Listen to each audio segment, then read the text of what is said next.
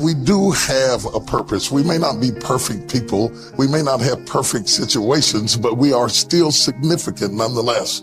And we have been blessed with a rich body of emotions. We have emotions. We're not like roses or plants or bushes that have life without feeling. We have feelings. And when we use them properly, they are very effective in motivating you toward your destiny. I want you to be clear and understanding that purpose and passion are interconnected. Unfortunately, we live in a crazy world that we're busy all the time and everything's fast. And we're losing touch with who we are, our inner sense of passion. But it is your passion that empowers you to be able to do that thing you were created to do.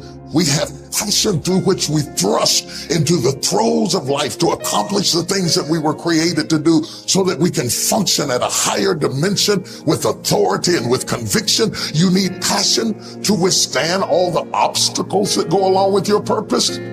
Just because you're living on purpose doesn't mean you're going to have problems. You're going to need thrust to be able to get up off the ground and to step into the field of your dreams. Even if you have not landed on the thing, at least get in the territory of the thing you are dreaming to do and that you hope to accomplish to do. And through that passion, you're able to ignite things you have never ignited before. I hear you, I hear you, I hear you. You're saying, I don't feel a thing. All of us go through times that we don't feel anything at all. But in order to ignite passion again, you have to be exposed. Get out of the boat, Peter. Walk on the water. Go do something you've never done before. Get involved. Get connected. Because when you are exposed, you see that there are more options than your contemporary situation at any age. That's the good news about it. You don't have to be cute. You don't have to be pretty. You don't have to be a size 3. You don't have to be a blonde or brunette. You don't have to be 20 or 50. At any age, you can still ignite your purpose through finding your passion. That's good news. What then do we do with the lulls in life?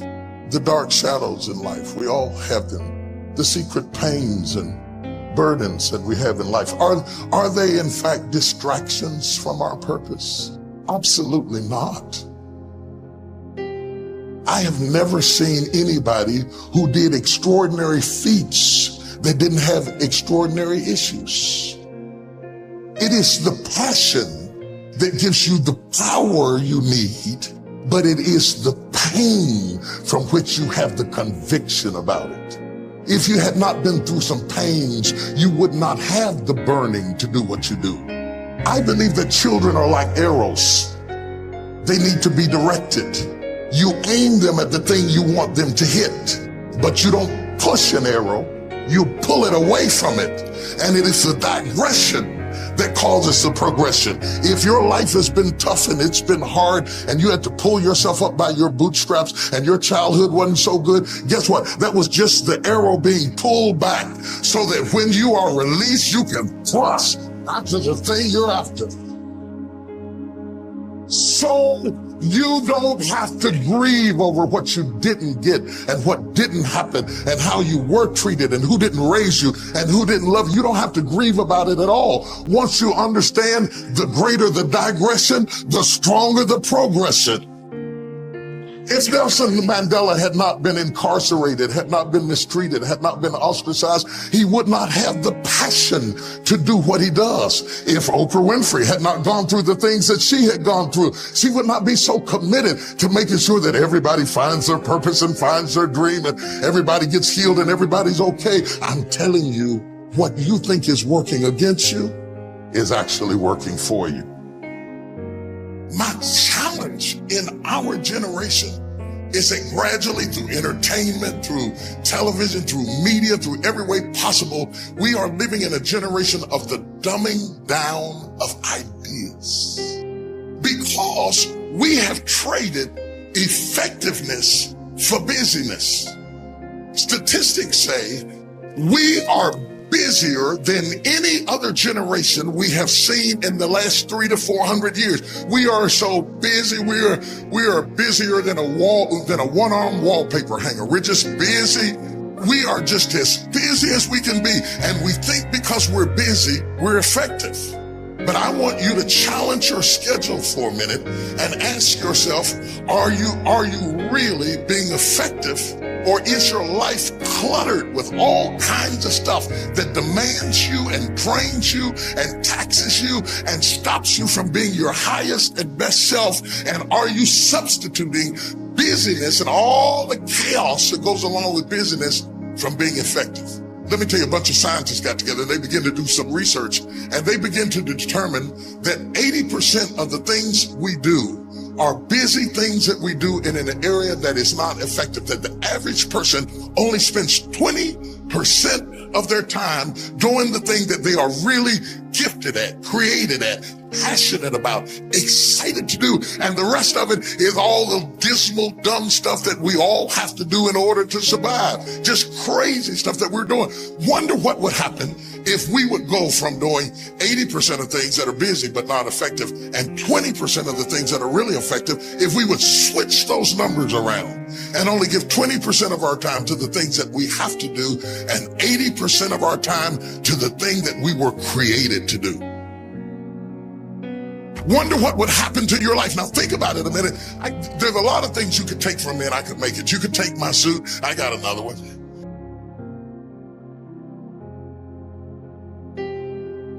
You could take my car. I could get another one. You could take my house. I could get another house. But when you take my time, you have taken something from me that is totally irreplaceable.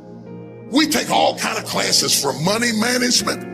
We know how to manage our money. We know how to repair our houses. We're working on our hair and our bodies and all of this kind of stuff. We do everything except the most important thing is to value our time. It takes time to be creative. You were meant to be creative. You were created in the likeness and the image of a creator, and in that likeness and in that image, you have creativity. If you had time, you would be creative. But in the absence of time and with busyness and clutter and the phone, beep, beep, beep. Y'all got music playing on your phone, all kinds of stuff. And no matter what kind of song you put on it, after a while, you hate to hear it, because every time you hear that sound, you know it's somebody else wanting something else from you that's taking you away from what you are gifted and creative to do. This is a life class. That means that we have an opportunity to learn how to maximize our lives. Think of the things that you're doing that somebody else could be doing. And think of yourself as a precious commodity that you are going to reserve your energy for your highest and best use. The first thing we teach people that understand their significance, if you are doing anything that somebody else in your life could do, you are not reserving yourself for your highest and best use. We are not using our life, our time, our energy for our highest and best use. And something in the back of this brain back here is going, ding, ding, ding, ding, ding, ding, ding, ding, ding. You're missing it. You're missing your life, your purpose, your passion, your excitement, your enthusiasm. And through these classes, what we want to do is shake you and rattle you and stir you up to understand that every moment is a gift, every second is a gift, every thought is a gift, every idea is a gift, every opportunity is a gift, everybody you meet is a gift. You are gifted with opportunities, and I want to show you how to begin to maximize what you've got. People will define you by how they met you. Whether it may be girlfriend, mother, banker, whatever it is, if they define you right there, they put a period. But if you have the capacity to do more, turn that period into a comma.